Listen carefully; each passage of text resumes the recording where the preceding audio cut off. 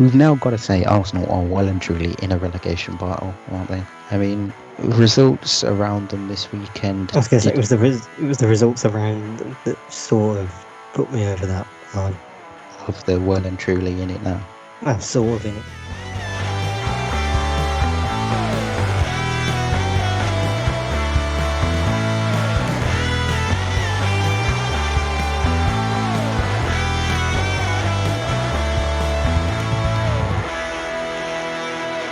Hello and welcome back to the OTC podcast with myself, Regan, Walsh, and my co-presenter Bradley Morris. And what is the start of the festive period? How are you today, Brad? So this is Christmas. What have we done? No, enough After of loss in 2020. that. I feel fickle. Thanks, Boris. Just be thankful we're not in tier 4. Don't say that. It's the only positive we have. So you get COVID. Well, yeah. I mean, I don't plan on going out for the rest of the year. Well, no one will. There's so much I to don't think do. anyone is. Oh, yeah. Well, we've had a busy weekend in the Premier League. We had the full 10 games over this match day slate. Some cracking games, high-scoring games as well. And it all started on Saturday afternoon as Liverpool played Crystal Palace. It wasn't at Anfield, was it? It was at Salah's Park, and Yes. but although you wouldn't believe so. It might, after that game, it might as well be called Anfield 2.0. It's a weird one, isn't it? Because Palace are usually seen as their big bogey team. Yeah, I was thinking, like, looking into that game, I thought, okay, this is going to be a close game. Palace will end up nicking a point here because over the last few years at Selhurst Park, Liverpool seem to have struggled. I mean, if you just think of Liverpool Crystal Palace now, everyone just thinks of Ball from when Liverpool tried to win the league with Luis Suarez there, and he ended up crying after the match. It sounds very Suarez, that one. Yeah, I mean, it finished 7-0 to Liverpool. Some class goals in there. Yeah. Well, you couldn't even complain on defending for some of them because they were just like really good goals. Henderson's was great. Firmino just Yeah, passed through them all. yeah. Minamino's first goal was very good as well. The first goal of the game. And then I think, Salah did Salah things. yeah, I think two bits of defending I want to pick up was Palace were done by the counter attack a lot. It seemed in that game for me anyway. Like Liverpool just were able to counter it quite easily and get back at Palace, and then I think the defending for Salah's goal was poor from the corner. Yeah, maybe the Salah's first one, but you can't complain the second one. No, the second one you can't complain. Just the first one I'd say was poor defending. Apart from that, quality performance from Liverpool. I think it was just one of those days where it wasn't meant to be for Crystal Palace. I mean, if it's any consolation, Liverpool can tell them exactly how you deal with conceding 7 goals. Exactly, go for the next few weeks and just go destroying every team, and then in about a month or two's time, score 7 goals yourself against an opponent. The worst thing with Palace now would be the next player team who also has the capability of scoring 7. And that is exactly what they do on Boxing Day Oh dear. against Aston Villa. But we'll look towards Boxing Day's fixtures in our next podcast, which is later on in the week. So, result sees Liverpool stay at the top of the table. They've currently got a 4-point gap over Leicester City. Next up was Man City versus Southampton. Wasn't really that good of a game for Man City, was it? I guess you could almost say close, which isn't Yeah, surprising in a way when you look at how well Southampton have started and that Man City have been the same selves. yeah. It was one of them where I think pre-match, and if he wasn't looking towards how both teams had done this season, you'd say, "Oh, this is an easy Man City win." But Southampton really stuck it to them. For me, once Raheem Sterling scored, I don't think City really look like getting a second. But that's almost the story of City season. Yeah, 100%. The only bad thing I would say about that Southampton defending was Kyle Walker-Peters seemed to be ball watching for the goal. Yeah, a little bit. Well, no. I guess you have to. We know by now. You have to be on it against a Man City. Yeah, but they definitely did have their chances. I can think of, was it Shea Adams towards the end of the game where his header went just over the bar. I think Nathan Teller went close a few times as well. Southampton aren't missing Ings too much, but in that situation, they'd need him.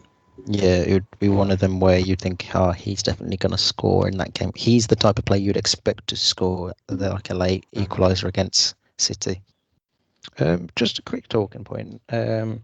As it's always in the story, press at Man United and other teams are looking for a defender, do you think Yannick Vestergaard has the potential to be a top four defender? Because he's looked really immense this season, I think.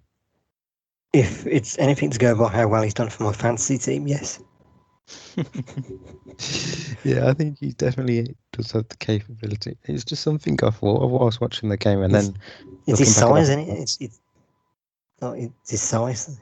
Yeah, Tall, he's tall and strong. he seemed very comfortable, like with his defending, which I know should seem like a basic for defenders, but not a lot of defenders seemed confident in and around the ball at times, and he does seem to be quite commanding of that Saints team.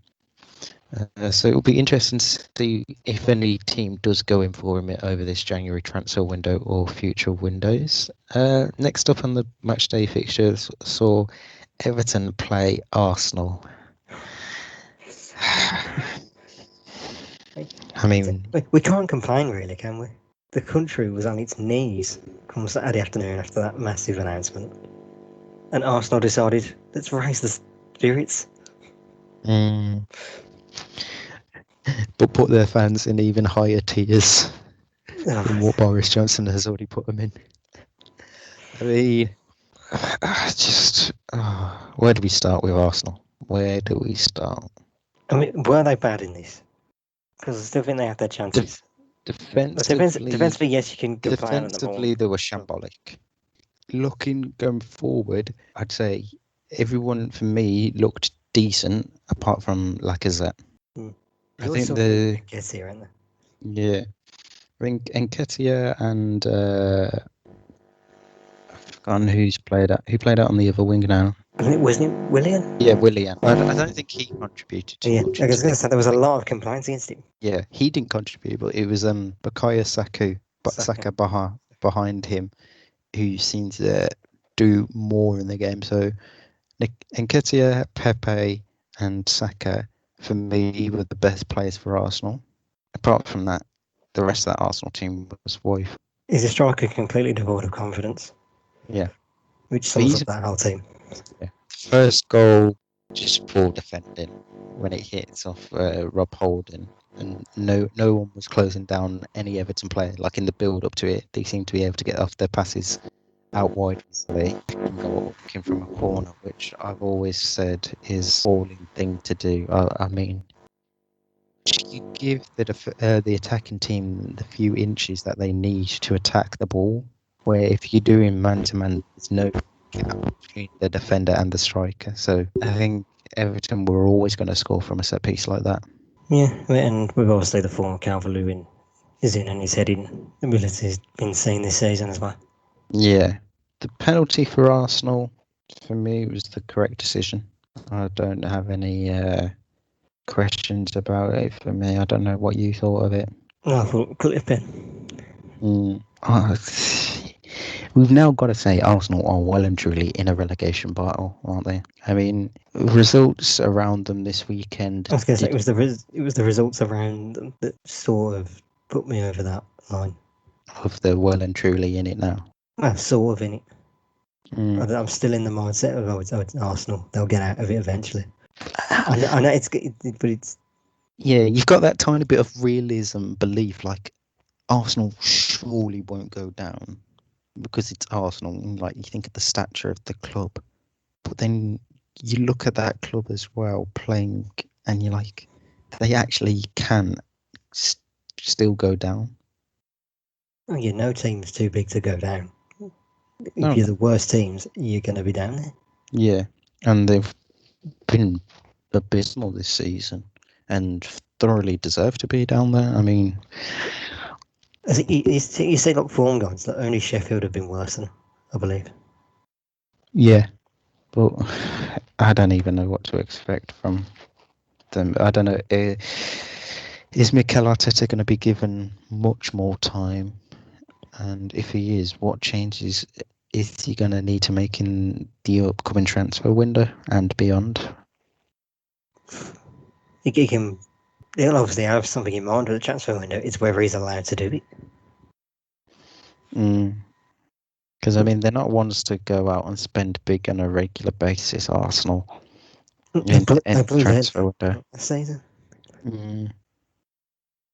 So it's just one of them where you're like, they definitely need to spend big. They don't have to. They just need to spend the right money in the right areas. Well, yeah, but at times nowadays you see even getting a decent player is not good, cheap compared to what it used to be a few years ago. So it's going to be hard to see what they do, but also interesting to see if Arteta is actually given the time. The one last thing on Arteta, if you'd seen one of his like post-match comments, like, he's got a future career in countdown with the way he's going. Oh, he was pulling out stats left, right, and blooming centre. He was. But we were resting knowledge. That was Scott Steiner maths. Jesus. I didn't watch the press conference afterwards, but I did hear about it. I'm like, who on earth does he think he's going out with these stats? Fucking crazy. And The the one other final. thing as well, we need to go on Rob Holding's hairline. Don't even get me started on Arsenal players and hairlines. I mean, Arsenal going more backwards than Rob Holding's hairline. questionable. Him and Aubameyang must go to the same barbers because their hairlines are appalling. Is that why Aubameyang's out? Because he's realised there's a problem with his hair? I think it must be. The final game on Saturday saw Newcastle entertain Fulham in the evening kickoff.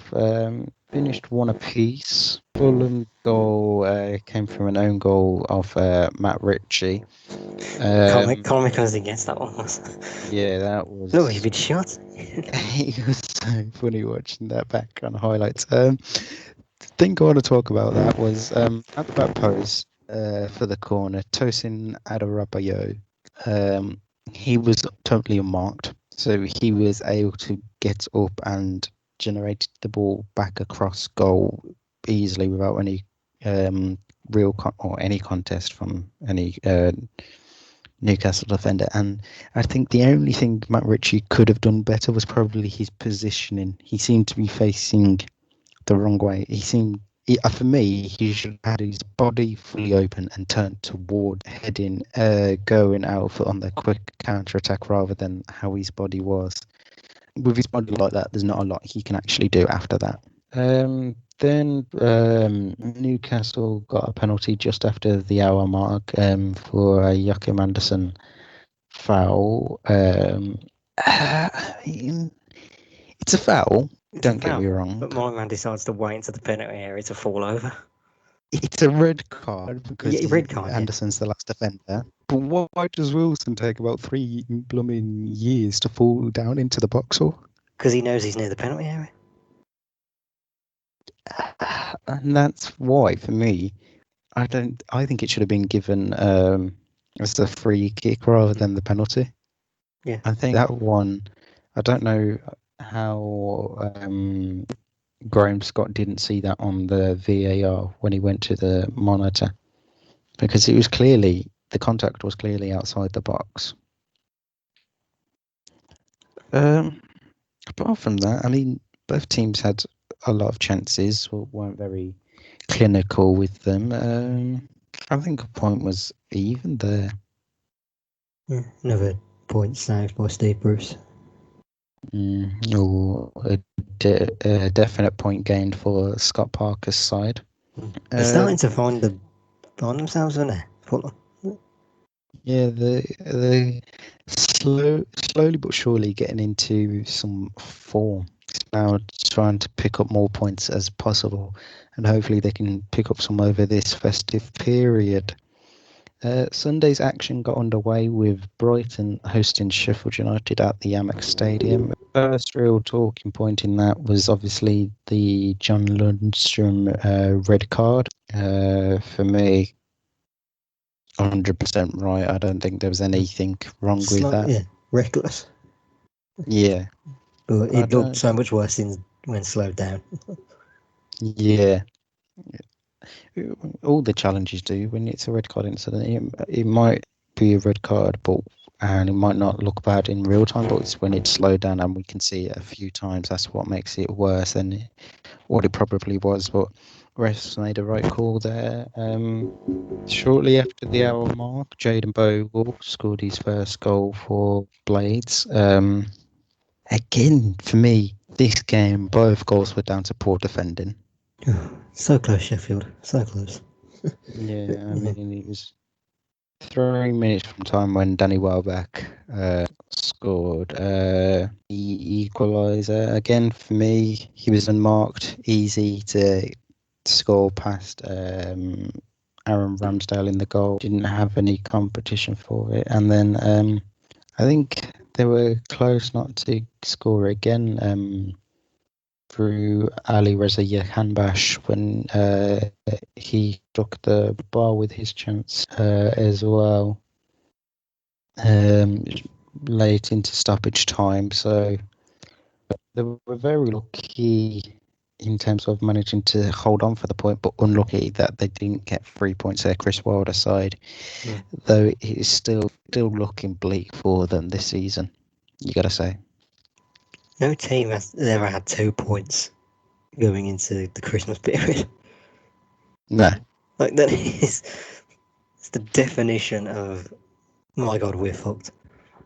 Yeah, and they're well and truly on course to beat Derby's record low points, I would imagine, at this stage. Considering they've played 14 games and got 2 points, which is... It's not on, is it? It's just not on. No. Next up on Sunday saw Tottenham play Leicester City at the Tottenham Hotspur Stadium. What was it I said? Jesus. Spurs will always be Spurs until they stop doing Spurs things. But they won't ever stop doing it because they are Spurs. I mean, granted, penalty they've lost to a incident. good team. But Yeah, Leicester. you have to win those games if having you're a great serious. season. Yeah, if you want to be title challengers as well, you've got to be putting up a serious fight and taking it to Leicester. I mean, yeah, they had some chances before the penalty incident for Leicester. Again, for me, 100% a penalty. I don't know what Aurier was doing. Jose said it best in the Amazon doc. I'm scared of it. You will give shit penalty. Yeah. And he was 100% right. I mean, I don't know what on earth he was doing. Easily converted by Jamie Vardy. And then shortly after the break, James Maddison scored a goal. It was a great ball over the top from James Justin. What's that, weekly VAR fuck up? Yeah. Apparently he was like a fucking nose hair offside even, not offline. I was like, you look at the angle. I swear, he's playing him on. Yeah, well, even the commentator on the game says it looks like he's playing him on, and that's why it should stand. It's the stupid angles again. Just it's ridiculous. For me, that one should have stood, and then we're not done with the VAR fuck ups. We'll get to that. Oh god, of course not. There's never a week where we don't talk about VAR fuck ups. But 10 minutes later, they scored again. Leicester. This time it was a Toby Alderweireld own goal.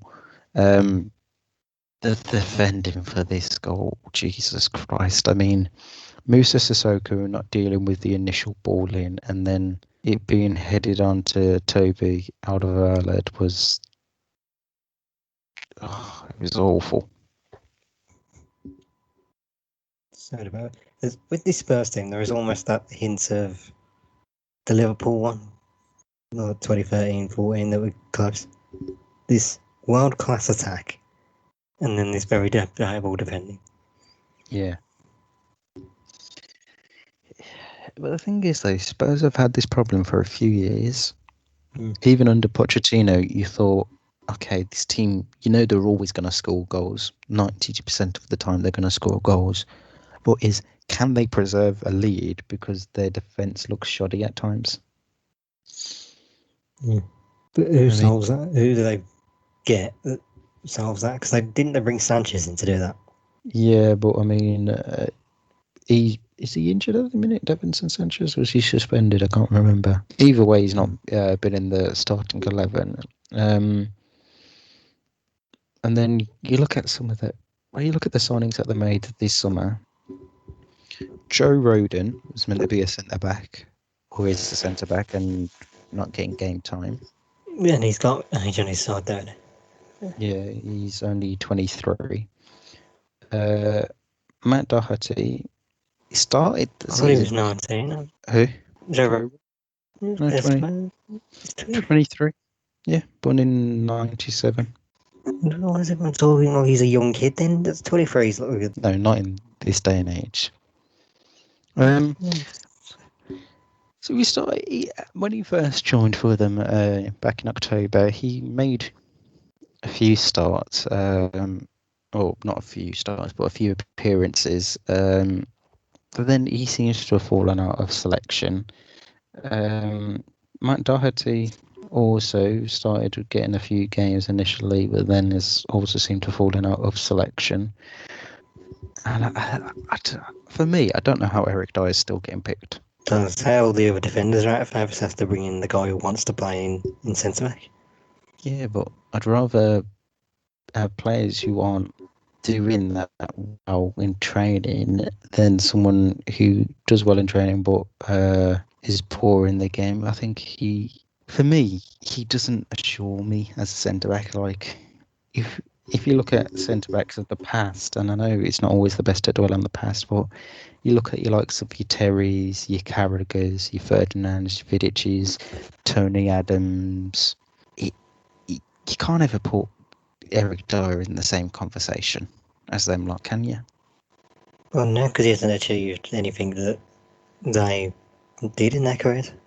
Well, not even if we look at Trophy Hall. I mean, just saying as an out-and-out defender, I don't think he is anywhere near as good as them lot.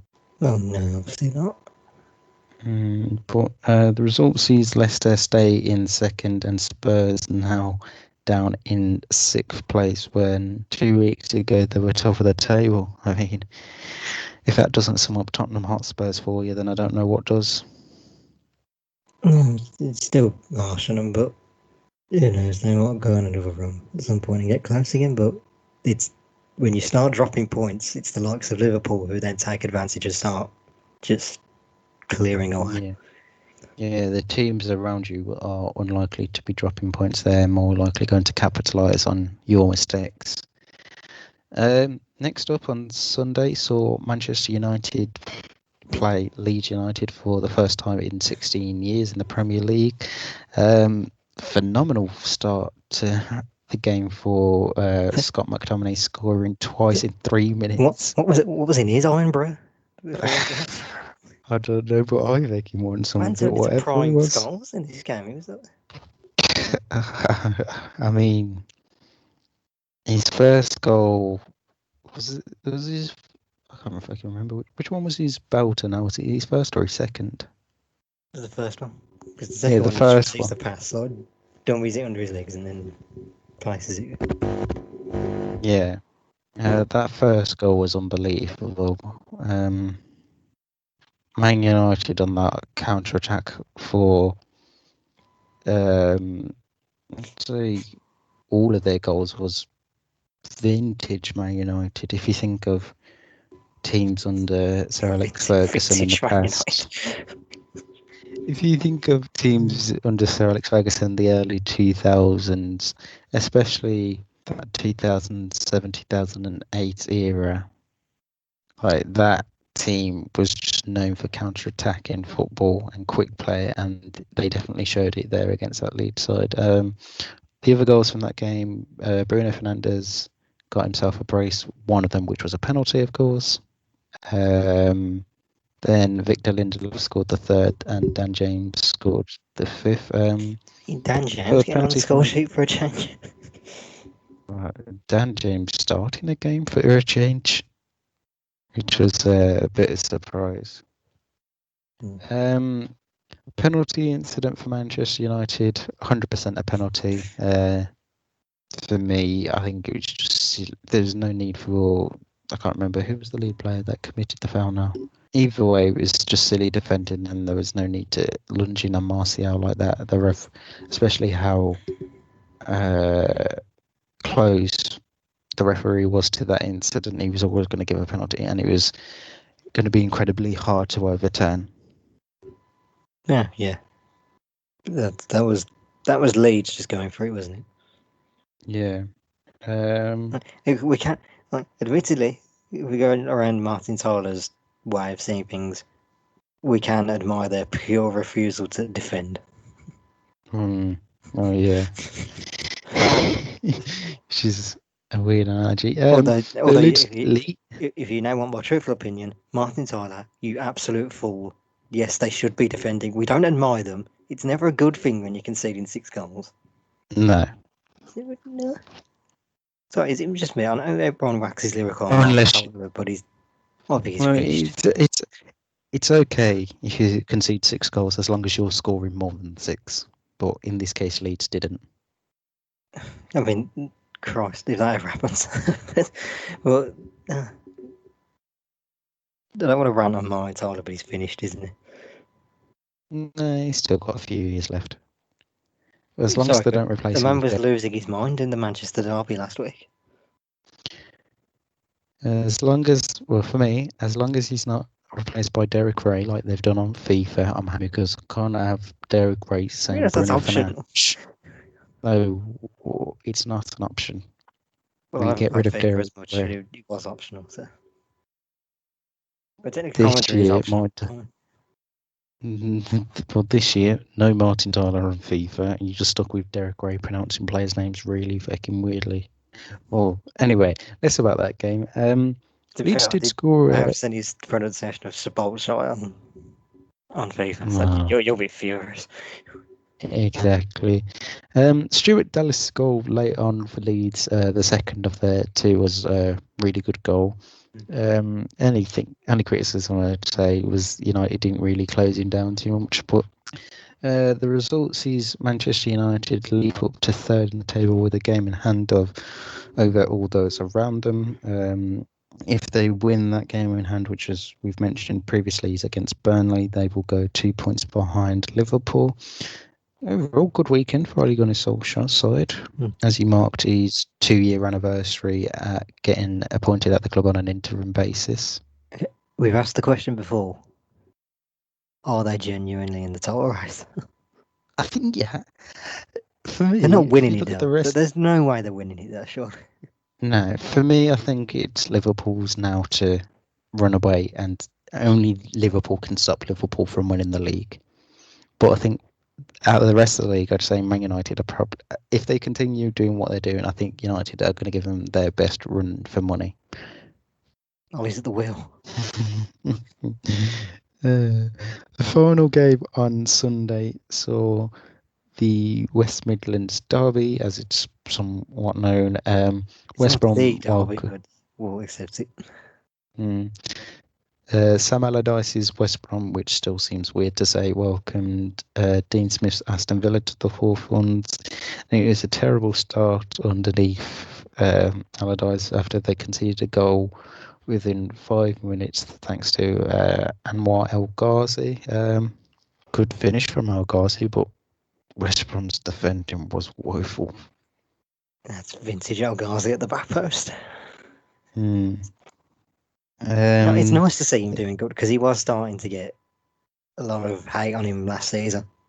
Yeah, After being so crucial in the Championship season, he didn't adapt as well in the Premier League, but it's nice to see him starting to look like another option. yeah. The only other real talking point of that first half was that sending off for Jake Livermore. I mean, Don't start me on this one. what the god-given hell was he fucking thinking? I mean, if you're Sam Allardyce and you've just seen your captain, like, inverted commas, captain, lunging all that, you're having words.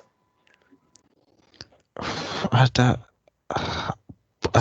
Somebody's going to be sure he's going to be captain. Yeah.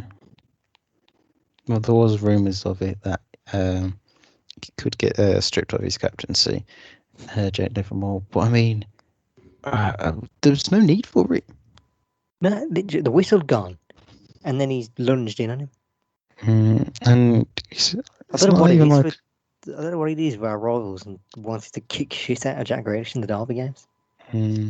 I have no idea. But the thing was, he wasn't even in a counter-attacking position. He was by the halfway line, wasn't he? If I It was remember literally correctly. halfway line and right near the bench. Yeah, so there's no need for it. Second half, Ollie Watkins had a Although goal disallowed. Go on. as much as I want to ignore this, I feel like there's another incident you can't really ignore. Oh, that literally 5 minutes after that one. Was it the Courtney Horse one? Yeah. Yeah, I In mean, real time, I thought, as he caught him then, and then I saw, I was like, oh, he might go here. yeah, there's question marks of could it have also been given as a red? The reason Livermore this is for Albion fans, if they the odd chance they come at me. The one viewer that just happens to be an Albion fan. Be random. But Livermore gets on because he's lunged in recklessly for no Yeah, reason whatsoever. Walls has gone in because he's trying to win the ball. yeah. And for me, I think that's why it was a Livermore yellow, were way not a above red. the ankle. Whereas Hawes was ankle, and admittedly there have been red cards for the Hawes one. Yeah, that I has been thought, in oh, the past, but he's going to go here, but yeah, he didn't, and I can't judge it. yeah. Into the second half, with 20 minutes to spare, Ollie Watkins thought he doubled Aston Villa's lead, but it was ruled out for offside by VAR. I mean, again, was this one actually offside? Literally, the lines they're judging them from, it's such a joke. Yeah, I mean, The ball, Cash crosses in, swings back in. How can you yeah. judge someone offside for that? Oh, I don't know, but for me, I think that goal should have stood. Well, literally, when it happened, I thought, well, watch this be offside now, because I didn't celebrate it. Yeah, which is the problem with VAR now. You don't want to celebrate any goal because normal goal it could be ruled out for offside, or a penalty it could have to be retaken because the goalkeeper was off his line or a defender was encroaching the box and you could end up missing. So And I reacted when I saw the replay. I was like, oh, that's fine. Well, there's no reason to give that offside. And then it happens, and release Fury. However, 6 minutes from time, Bertrand Traore scored a goal to double the lead for Villa. Ice cold, Bertrand Traore. Just an easy goal for him, if you Ice in ask his me. literally when that I've just gone, oh, and just capped him. Just Yeah. It was Just, a very nice round performance for a good goal. just nice to see that guy finally put in a man of the match performance because he's been very debatable since he's joined. Yeah, that's 100% the truth. But this was his There's been best game, times, best game by far. yeah, 100%. 4 minutes later, Villa had a chance to add a third after Shemi Ajayi gave away a penalty, which El But Ghazi he's fell took. I over. mean, I don't even know why on earth Just shoves him over. Ajayi did that. There was no need for it at all. Game's gone at that point. 100%. The game was done and dusted at that point.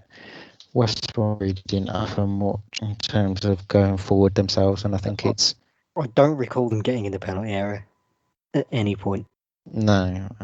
They had one chance, and it was the free kick off the Hawes tackle. Yeah, I think it's going to be a long road for Sam Allardyce to try and improve this team. Yeah, it might take a bit of time, but There's the stat I saw afterwards. It was the expected goals stat, which I'll never understand, but it looked quite funny. So I was going to say Alvin's expected goals was 0.02. yeah, I don't understand the XG. How can it be point something? You can't score a point of a goal.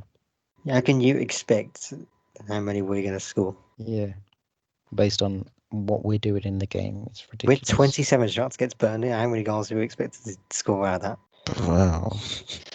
that? Come Okay. on. Monday night's action saw Burnley welcome Nuno Espirito Santos side to Turf Moor, the Get the happy handbags. place. Get the handbags out of there. Um, Wasn't very happy for Nuno, though, was he? no, he was a very angry man at full time, but we'll get onto that in a bit. Burnley took the lead surprisingly through Ashley Barnes.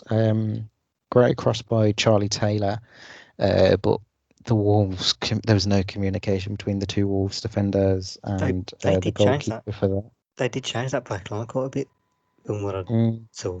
yeah, Burnley were just really dominant, which is strange to say from a Burnley team. They looked really good going forward, and Wolves looked shaky. Is that? But I've seen a lot of Wolves performances where they do just sit back a bit and happy to, because their ability is the counter. Yeah, well, I mean, I think this is one of the worst Wolves performances I've seen. And they've had some of them this season. Yeah, There's almost the sense this season with how we did in our last season with Martin O'Neill. It's like some of the poorer performances are starting to come through now. yeah, and there is going to be question marks every now and again. Um, one before we carry on with the game, I think it's I mean, I don't think they sack Nuno. If anything, he leaves of his own accord. yeah, and I think that would be at the end of the season rather during the I season. wouldn't be surprised. Mm. And then you'd expect another Portuguese manager to come in because that's just what Wolves do. Anybody got Rui Vitoria's number?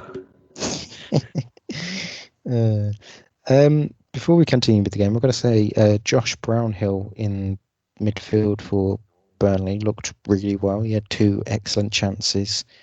Both of them were extremely close, but just wide. And then just after the second half got underway, Chris Wood scored the second for Burnley.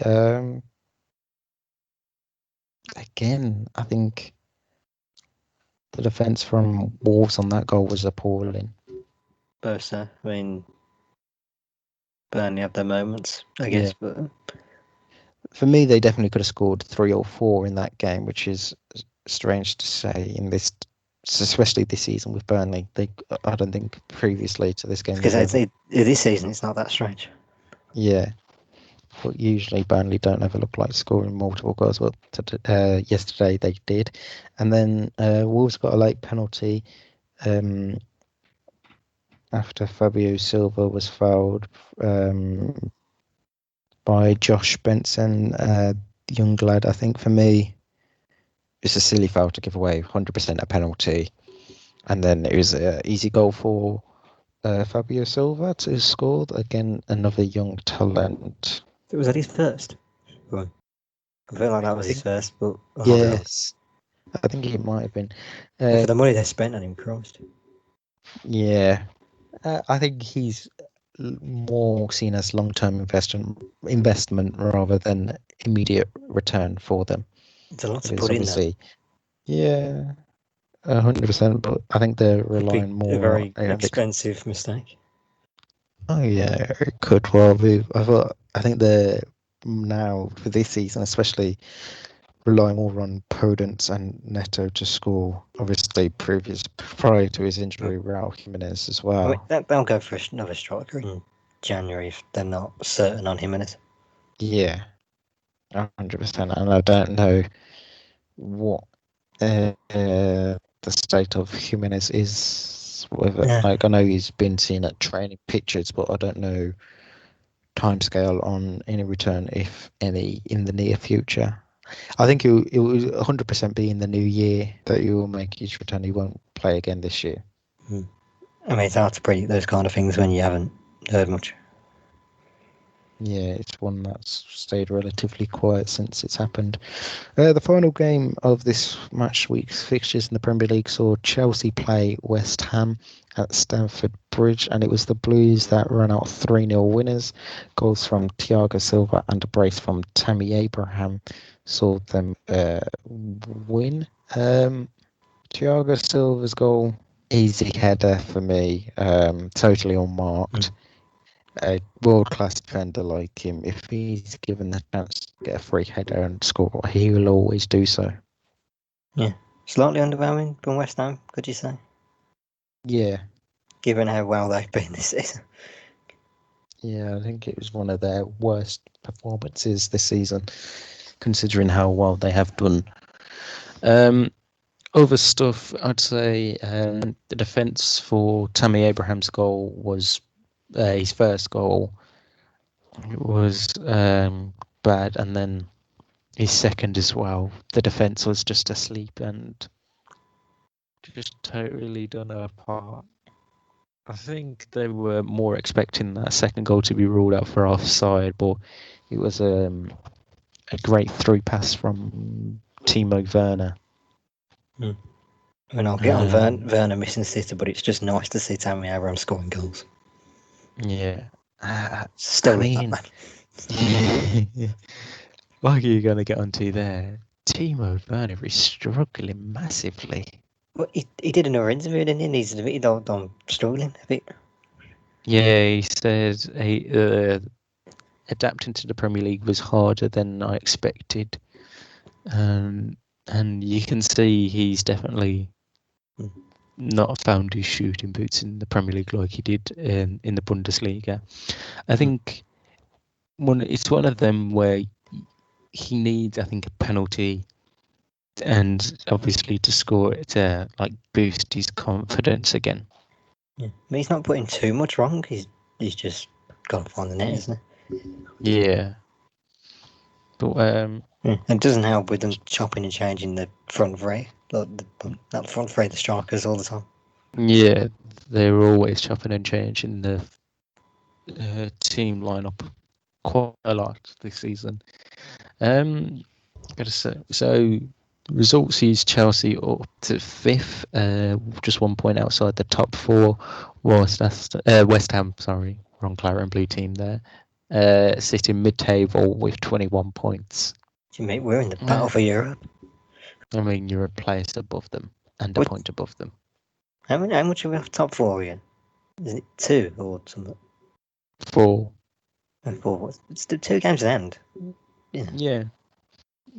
One of them which you would consider winnable against Newcastle, the other against Man City. Like I'd we say said 2 before, winnable games. yeah, it depends on what Man City side turns up. I mean, it is at the Etihad. We're in it a bit, but yeah. Yeah. Elsewhere in the world of football, we had our predictions this week, and it was a good week for both of us. Actual tolerable week. Yeah. If we ignore you're one now of them, if we ignore one of them, those are just.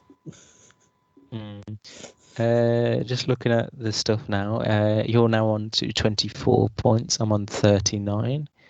I'm still very far behind them. Yeah.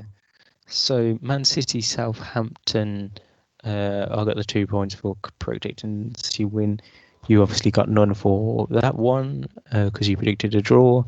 Everton, Arsenal, we both get the 2 points because we said 2-0, but it was obviously 2-1. Man United Leeds, I don't know.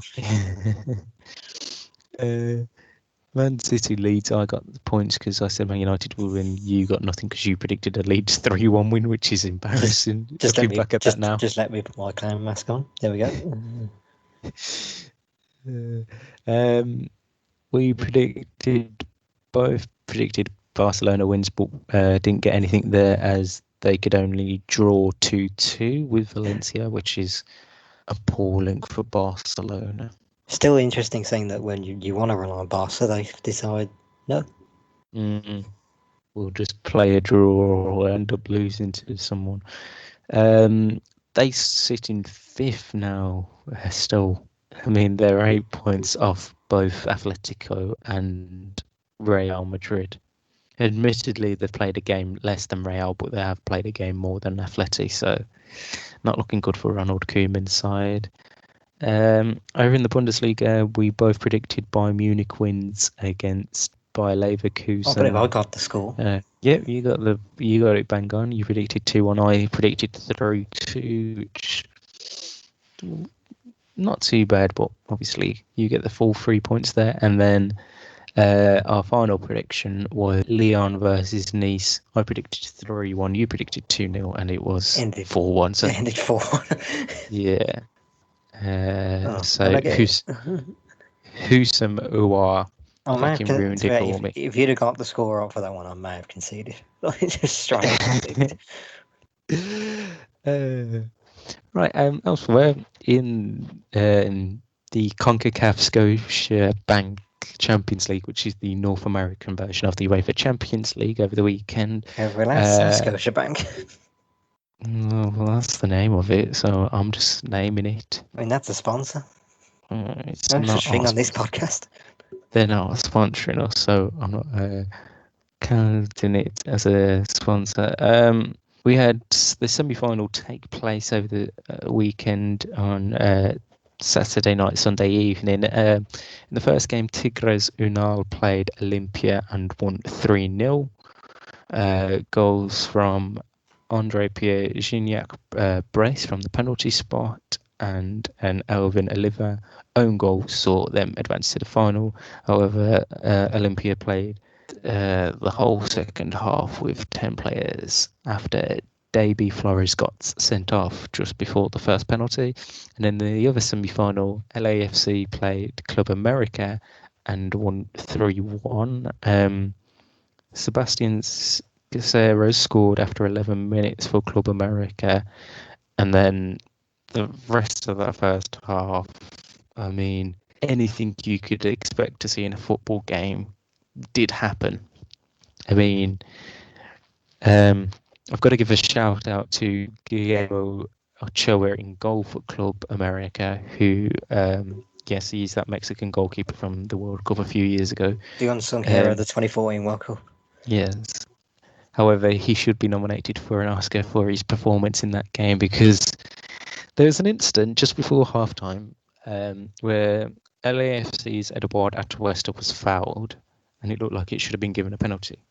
But there's no VAR in that Champions League, so I don't know. So the officials didn't give it as a penalty, but it should have 100% been a penalty because he got caught in his stomach. But then, as he was still down and he was slowly getting back up, the Ochoa came up to him, like saying, "Oh, you didn't get fouled or anything." And then on replays, because we didn't see it initially because of how quick the game broke off, Atuesta appeared to shove his head towards Ochoa. Minimal contact, if any, from Atuesta. But Ochoa's gone down like he's been shot. Was it his best Eddie Guerrero impression? Yes, 100%. So the linesman saw it and said that Atuesta should have been sent off, even though it was 100% the wrong decision. I think Club America should have had a player sent off for the foul initially, and LAFC should have had a penalty.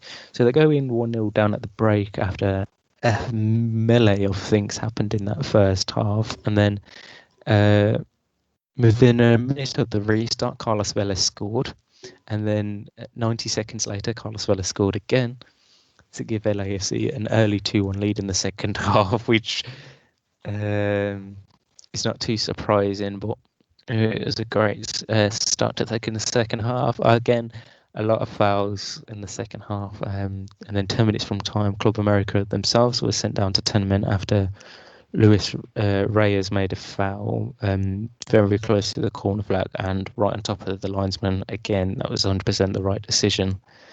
And then in stoppage time, literally the last kick of the game, Latif Blessing scored to confirm the LAFC's place in the final, and that takes place tonight or early hours of the early tomorrow hours. morning. Oh, Yes, if you're over here in the United Kingdom tonight in the States. So it's going to be interesting to see, because if LAFC win that, they will become the first MLS side in history to win the Champions League, and will have meant they have beaten 4 Liga MX teams in a row to win the trophy. yeah, it's surprising that no MLS team has actually won this competition. Yeah, it is a bit surprising, to be fair. Mexican sides have dominated it themselves over the last few seasons, but yeah, it was a surprising stat to see that no MLS side has ever won it. Right, on to the Women's Super League now. We should have had 6 games, but we had half of them instead, because Birmingham Man City got called off due to a waterlogged pitch. Chelsea Tottenham got postponed due to some positive COVID-19 tests, and so did West Ham versus Aston Villa, also due to the same reasons. They were for Chelsea and West Ham respectively. All 3 games will be rescheduled for a later date. But in the 3 games that we did have, they didn't disappoint. Manchester United beat Bristol City Women 6-1.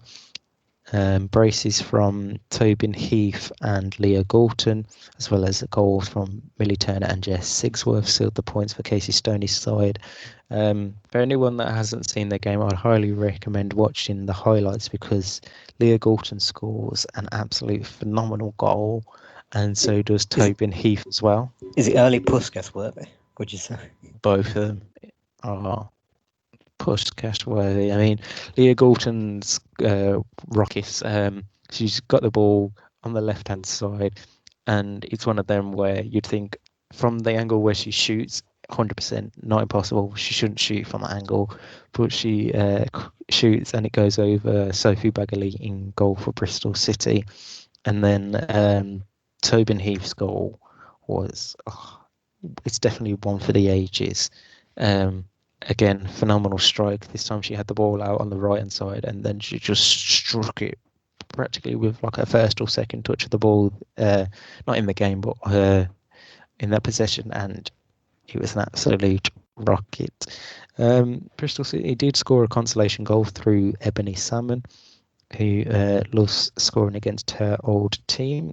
The result sees Manchester United stay top of the table for Christmas, whilst Bristol City remain in 12th place, which is bottom, still without a win.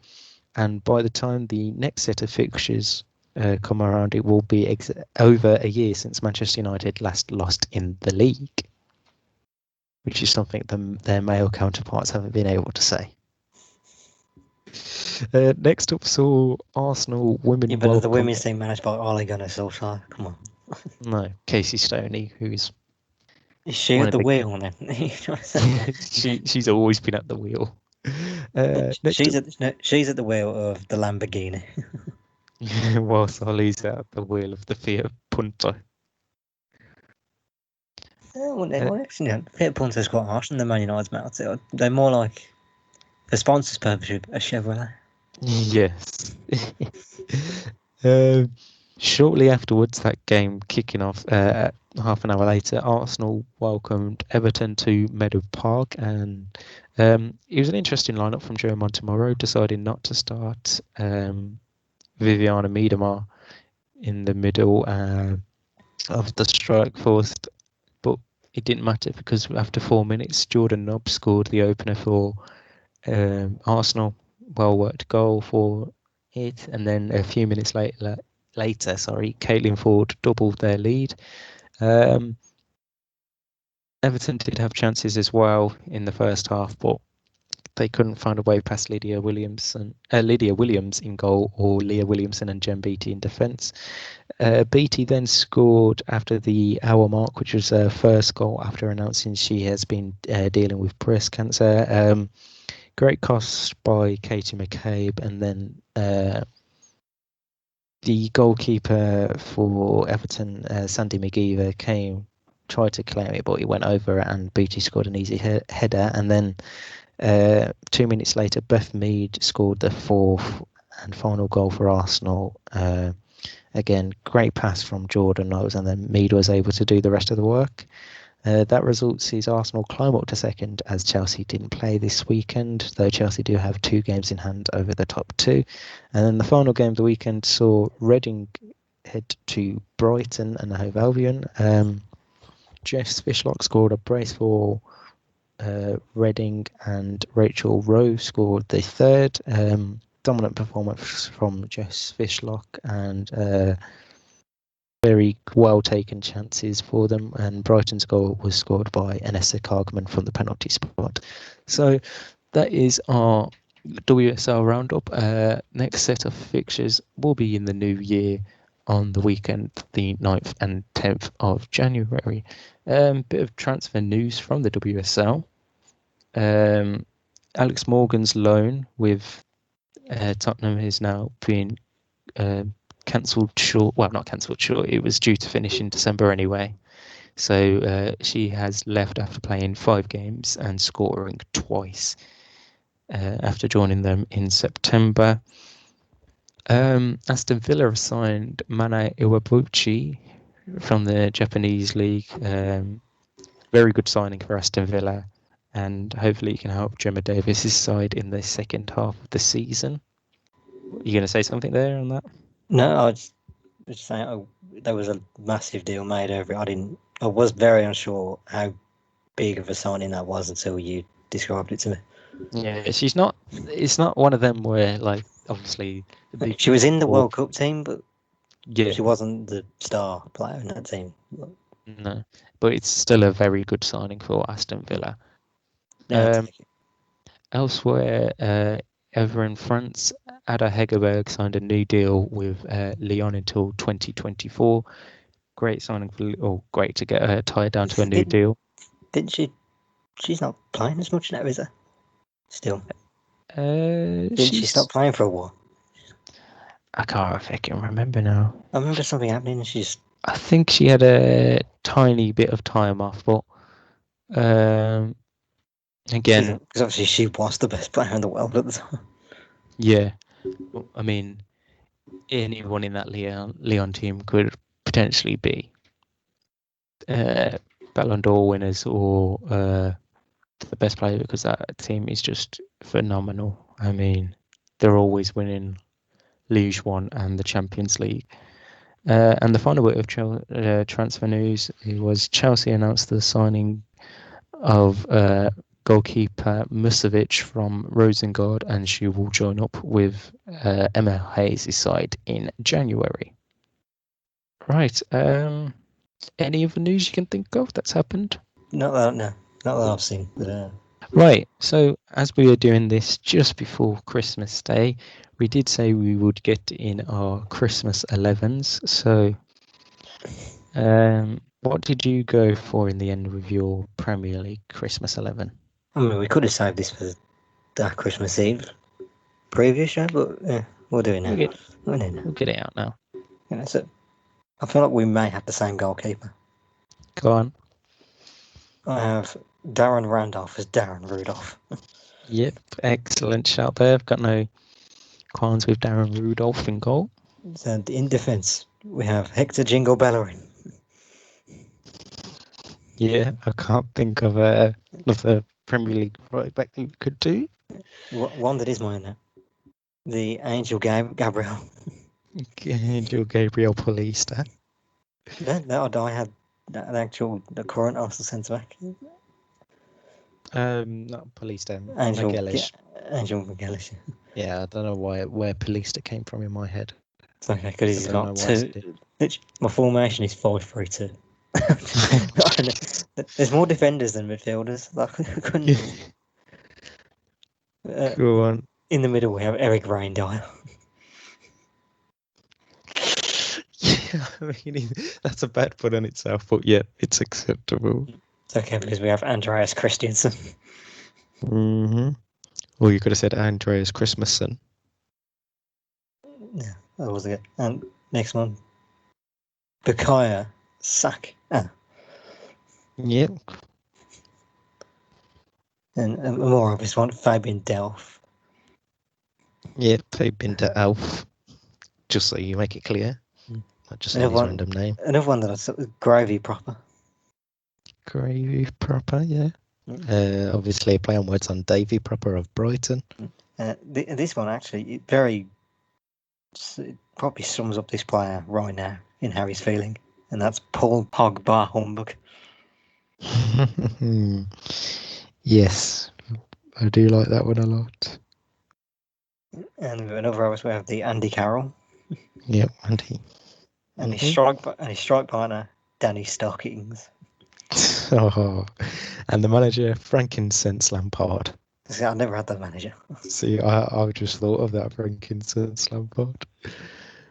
So that's a very good one. The WSL one I've got. So in goal, Ellie Snowbook instead of Ellie Roebuck. In right back position, we've got Luce Slay Bronze instead of Lucy Bronze. Best women's player in the world. In defence, you got... Can't be denied. No.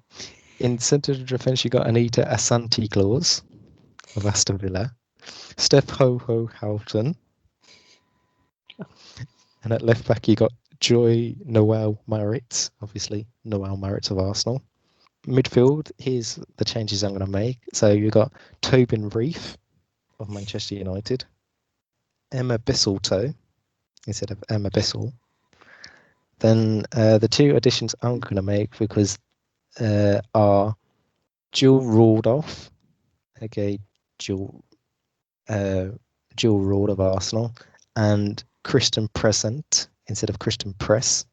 And then the forward line of Frankincense Kirby and Ellen White Christmas. God's sake. I feel like that's way better than mine. I mean, I didn't come up with them, so I've got to give credit to people, or the random people or followers of the Barclays FAWSL Twitter, because they all came up with them and I just nicked it. So, but that is all we have time for. No other news. We'll be back. For us, it's 24 hours. For you, maybe 24 hours, 48 hours as we look ahead. The plan is Christmas Eve podcast. For us. No one, you're going to be at home this Christmas. Why not? Just enjoy yourself. You need a new podcast for you. Enjoy. Yes, enjoy yourself. Enjoy what you can of Christmas. But yes, we'll be back later on in the week to have a look to a extremely busy next couple of days. Get the coffees down us, we're going to need them. Get the coffees and food down us because we're going to need it as we go through Boxing Day, the 27th, the 28th, the 29th, the 30th, and the 1st of January fixtures, I think. I can't remember what days we've got a break. We'll decide when it gets to it. Yeah, so the only day we've got off is New Year's Eve, but that's not even a day off because we'll be recorded. So wherever you're listening we have days off 365 days a year, so. Well, yeah, especially in 2020. Wherever you're listening to us, make sure you subscribe and like. And if you're listening to us on YouTube, let me get my teeth the right way around. Make sure you leave us a comment and your thoughts on any of our talking points of the day. Will Arsenal stay up? Will Liverpool run away with the league? Are Manchester United actual title contenders? And are Spurs going to do a Spurs? I feel they're the best performing team in the country right now. Form-wise, no. It's not on you to answer it. Well, I did answer it for the public. And if you did see anything in the world of football, because we haven't got a Did You See That segment this week, but hopefully later on in the week we might do. Until then, we'll see you next time. So it's goodbye from me and goodbye from my co-presenter, Brad. See ya. We'll see you soon.